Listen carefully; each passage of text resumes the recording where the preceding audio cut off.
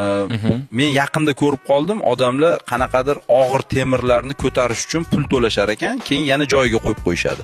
Buni nomi fitness. Ular majburan o'zlarini charchatishadi, keyin oyna oldida kuchli ko'rinish uchun.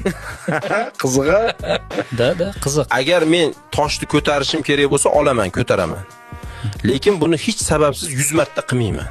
Undan ham kulgulisi, ular fitness zalga pul to'lab kuch yig'ishadi-da, ammo o'tin yorishga yoki yer chopishga ishchi chaqirishadi. Ya'ni ularning kuchi bezak uchun bo'lib chiqyaptimi shunda? Xuddi plastik banan kabi. Shunaqa bo'lib chiqyapti.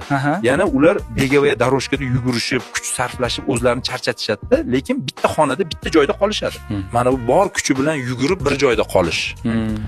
Bu ularni hayotida metanga navbatda turishga o'xshab ketar ekan. Ular yana sog'lom tanda sog' aql deb qo'yishadi, ammo zalga mashinalarga o'tirib borishadi keyin. Zalda peshkom yurish uchun.